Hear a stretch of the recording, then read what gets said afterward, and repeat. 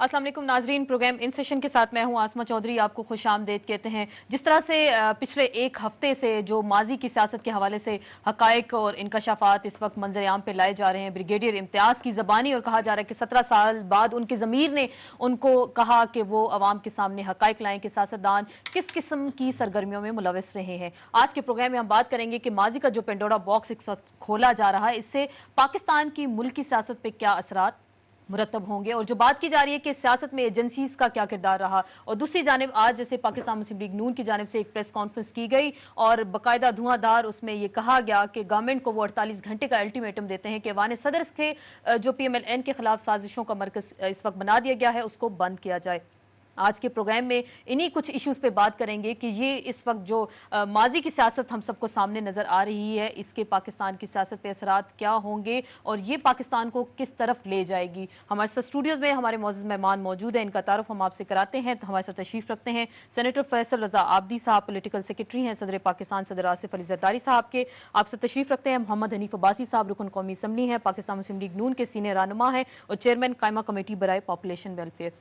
आपके साथ तशरीफ रखते हैं मलिक मुमताज साहब, साबिक डायरेक्टर एंटी करप्शन रह चुके हैं और FIA के भी साबिक डायरेक्टर रह चुके हैं, और जो ब्रिगेडियर इम्तियाज ने कुछ जो हकायक बयान किए हैं, इंकशाफात किए हैं, और मलिक मुमताज साहब भी आज उन बातों का जवाब देंगे। प्रोग्राम का आगाज करने से पहले हम एक स्टेटमेंट जो इस वक्त SN इकबाल साहब ने आज हुकूमत को 48 घंटे का अल्टीमेटम दिया, और उसके जवाब में जो इससे पहले प्राइम मिनिस्टर ने कहा कि इस तरह की जो मुहिम शुरू की जा रही है वो सियासतदानों को डिस्क्रेडिट करने की मुहिम है, ये शॉर्ट्स आपकी खिदमत में पेश करते हैं।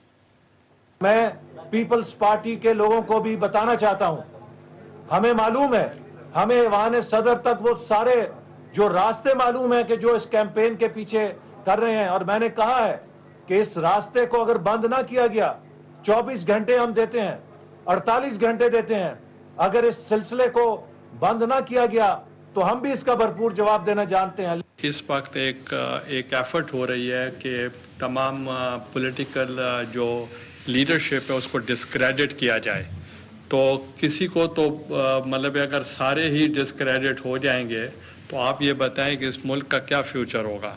तो इसलिए अब आपको भी सोचना चाहिए कि आप देखें कि कौन से लोग थे जो किस वजह से खामोश रहे इतना अरसा, और आज क्या ज़रूरत पड़ रही है कि उनको इस किस्म की बातें करने की। तो इसलिए आप भी सोचें कि टाइमिंग्स आप खुद सोच कर असेस करें कि ये एक कैंपेन हो रही है टू डिस्क्रेडिट द पॉलिटिशियंस। आपने प्राइम मिनिस्टर ऑफ पाकिस्तान की बातें भी सुनी और SN इकबाल साहब ने जो हुकूमत को अल्टीमेटम भी दिया, इसी पॉइंट पे हम बात करेंगे। फैसल रजा आबदी साहब, आपको क्या लग रहा है कि जैसे PM साहब का कहना था कि तमाम सियासतदानों को डिस्क्रेडिट करने की कोशिश की जा रही है, और दूसरी जानिब PMLN की जानिब से कहा गया कि 48 घंटे आपको दे दिए गए। ऐवान सदर में उनके बकौल एक ऐसा सेल बनाया गया है कि जो PMLN की इस वक्त किरदार कुशी पे उतरा हुआ है। तो ये दोनों जमातों के दरमियान जो सर्द जंग जारी हो गई है, इस वक्त शुरू हो चुकी है, इसके नताइज क्या होंगे, कौम क्या देखेगी, क्या तमाशा होगा नया? मैं आपको बताऊं कि पहली चीज़ तो ये कि ऐवान सदर में ऐसा कोई सेल नहीं है, और मैं इसलिए इसको वसूख से कह रहा हूँ कि मेरा ऑफिस इस वक्त ऐवान सदर में।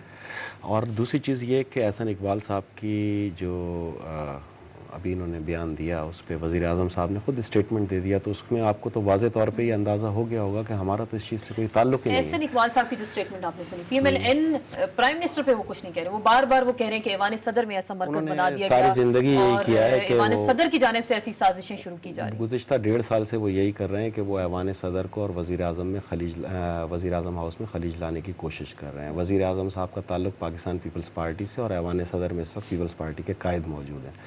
मैं आपसे वाज़े तौर पे ये कह रहा हूँ कि देखें, मेरी बात सुने, हमने तमाम जब मुफाहमत का अमल शुरू किया गवर्नमेंट की तश्कील से पहले, तो हर चीज़ को फरामोश करके किया। बहुत तल्ख यादें हमारे साथ वाबस्ता रहीं, लेकिन हमने उन सबको फरामोश करके एक कौम एक मिलत बनने के लिए जो हमारे कायद आसिफ जरदारी साहब का फार्मूला था उस पर तमाम आज जियाले गामजन हुए। तो हम तो 21,000 लाशें उठाने के बावजूद आज कह रहे हैं कि नहीं, माजी फरामोश कर चुके हैं और माजी गुजर चुका है, और आप भी फरामोश कर चुके हैं। लेकिन माजी की जो सियासत है वो फिर एकदम से नजर आई, और कहा जा रहा है कि जो ब्रिगेडियर इम्तियाज इस वक्त बोल रहे हैं वो मंजरे आम पे आए हैं, वो किसी के कहने पे, उनकी स्ट्रिंग्स किन के हाथों में है? मैं आपको गुजारिश करूं कि ब्रिगेडियर इम्तियाज साहब भी उस वक्त हिस्सा थे जब कराची में ऑपरेशन था, उस वक्त ऑन ड्यूटी थे, और उस दौर के अंदर लाशें हम उठाया करते थे अपने कारकुनों की। तो अब मैं अगर ब्रिगेडियर इम्तियाज साहब से पूछूं कि अगर वो इखलाक की जुर्रत रखते हैं, सबसे पहले तो वो कौम से माफ़ी मांग लें कि उन्होंने ऐसा क्यों किया। ये किस पॉलिसी का हिस्सा है, किस साजिश का हिस्सा है, इसका तो जवाब वो ही देंगे। लेकिन आपने हमारी नीयत पूछी तो मैं आपको क्लियर ये बता, आपकी नीयत साफ है, ऑफ कोर्स। आप कोई ऐसे इल्जामात नहीं लगा रहे। इल्जाम लगाने हो तो हम इस वक्त जो है वो इंतकाम की सियासत के बजाय मुफाहमत की सियासत पे चल बिल्कुल सामने। अब्दी साहब का कहना है कि मुफाहमत की सियासत पे वो गामजन है, कोई इल्जाम नहीं लगाया जाए। फिर आपकी जमात की जानिब से बार बार क्यों कहा जाता है कि ऐवान सदर साजिशों का गढ़ है? जो मुफाहमत की सियासत हमें नजर आई वो तो अब तो कुछ खत्म होती जा रही है। मैं ये कहना चाहूंगा कि ये जो हम बढ़ा चढ़ाकर पेश करते थे ना, 21,000 लाशें और 15,000 लाशें, एमक्यूएम 15,000 लाशें डिमांड कर रही हैं, ये 21,000 कह रहे हैं। ये गिनती करवानी पड़ेगी अब दोबारा, क्योंकि अब सारे पंडोरा बक्स खुले हैं तो अब लाशों का भी पता करना पड़ेगा कि 21,000 है, 15,000 है, कितनी है। दूसरी बात ये है कि देखें इस वक्त मुल्क जिस सूरत हाल से गुजर रहा था उसमें जो वज़ीर आज़म साहब ने बात की बिल्कुल ठीक की। और हमारा ये नहीं है कि हम खलीज बढ़ाना चाहते हैं वज़ीर आज़म या ऐवान सदर के दरमियान। ना वज़ीर आज़म साहब बच्चे हैं तो ना ही ऐवान सदर वाले बच्चे हैं, और ना ही हम बच्चे हैं कि हम ये समझ रहे हैं कि इन दोनों में खलीज बढ़ा। हम ये कहते हैं कि इख्तियारात आपने 2 तकारीर की नेशनल असम्बली के अंदर आकर और कहा कि हम इख्तियारात जो हैं वो पहला सदर होगा जो वापस कर देगा। वो इख्तियारात आज 2 साल मुकम्मल हो चुके हैं, तकरीबन मुकम्मल हो चुके हैं। वो इख्तियारात वापस देने को जी नहीं चाह रहा। आर्टिकल 6 की बात उस पर अमल दरामद करने को जी नहीं चाह रहा। एनआरओ का खौफ है।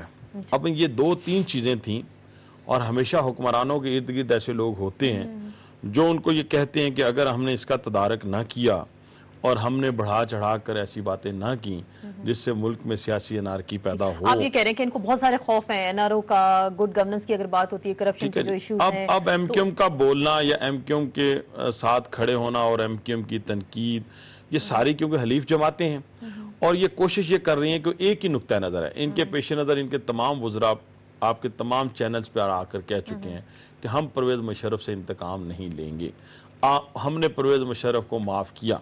आप जाती हैसियत से माफ कर सकते हैं, मोहतरमा की हैसियत से, मोहतरमा के वारिस होने की हैसियत से माफ कर सकती हैं, आप पाकिस्तान पीपल्स पार्टी की हैसियत। लेकिन जिस शख्स ने इस मुल्क के आइन और कानून का खून किया है वो पूरी कौम का मुजरिम है। इसको प्रोटेक्शन जो प्रोटेक्शन देने की कोशिश कर रही है, पूरी कौम का मुजरिम है, उसको सजा देना जो है वो पूरी कौम की जिम्मेदारी है। वो माफी इनकी जात की हद तक तो ठीक है, लेकिन कौम जो है वो माफ नहीं करेगी इस इशू पे। ठीक है मलिक मुमताज साहब, आपने आजकल देखे होंगे बहुत सारे इंकशाफात किए जा रहे हैं ब्रिगेडियर इम्तियाज की जानिब से। हमारी कोशिश थी प्रोग्राम में वो आते, लेकिन उन्होंने आपके साथ बैठने से माजरत कर ली और वो कहा कि आपके किसी सवाल का जवाब नहीं देंगे। आप कुछ बताएं कि उनका ज़मीर जब इतने अरसे बाद जागा तो कुछ ऐसे एलिगेशंस भी उन पे भी लगाए गए कि उनकी कुछ प्रॉपर्टी है जो गैर कानूनी तरीके से उन्होंने बनाई, और वो कहते हैं कि उनका ज़मीर साफ है। आप कुछ बता सकते हैं हक़ाइक़ क्या है असल? जी, सबसे पहले तो मैं ये कहूँगा कि ब्रिगेडियर इम्तियाज में अब इतनी जुर्रत होनी चाहिए कि वो आके फेस करे, सामने आमने बैठे और वो उन हकीकतों को भी देखे जो कि मैंने उसके मुतल्लिक बेनकाब की है। फौज में शामिल होते हुए 2 चीज़ें हैं।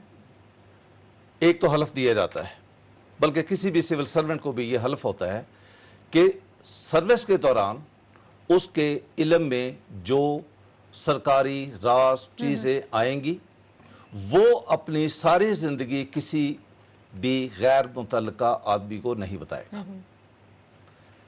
अब ब्रिगेडियर साहब जो हैं वो कभी गैलेक्सी ऑपरेशन की बात करते हैं, कभी वो मिडनाइट जिकॉल्स के मुतजाद किस्म के बयान देते हैं, डे वुल्फ की बात कभी डे वुल्फ की बात करते हैं, कल को वो इवनिंग डॉग की बात लेके आ जाएंगे।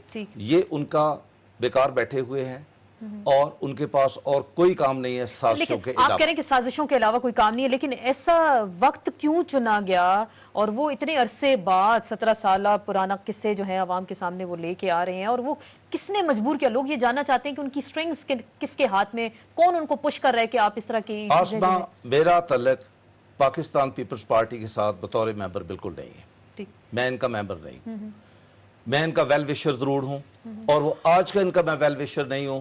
जुल्फकार अली भुट्टो शहीद ने जब ये पार्टी बनाई, मैं स्टूडेंट लीडर था, मेरा उस वक्त से इनके साथ तल्लक है। लेकिन मैं कस्मिया तौर पे और हल्फिया तौर पे ये बात कहने को तैयार हूं कि मैंने कम अज कम जो कुछ कर रहा हूं या किया है, मुझे आसिफ अली सरदारी या पाकिस्तान पीपल्स पार्टी की कोई यकीन बात। आप कह रहे हैं आपको हिमायत, मैं अपने मुताबिक कर रहा हूं। बारे में पूछा था, चलिए पॉइंट पे हम बात करें। और अगर ये पाकिस्तान पीपल्स पार्टी ने करवाना होता तो वो मुझे शह देते या कहते कि इस लाइन के ऊपर बात करो। जब मुझे उन्होंने नहीं कहा और मुझे खुली छूट है, मैं जो मर्जी करूं, जो मर्जी कहूं, ब्रिगेडियर इम्तियाज के खिलाफ मैं कर रहा हूं। ठीक है, बिल्कुल अगर sir. Peoples party brigadier Imtiaz को सपोर्ट कर रही हो, एनकरेज कर रही हो, तो वो मुझे ना मना करे कि तुम जरा पीछे रहो। चलें, बिल्कुल आपसे मजीद हकाइक भी जानने की तो कोशिश अब करेंगे। ये है कि ब्रेक ब्रिगेडियर ले साहब- लेते हैं, एक ब्रेक के बाद अपनी गुफ्तगू के सिलसिले को जारी रखेंगे।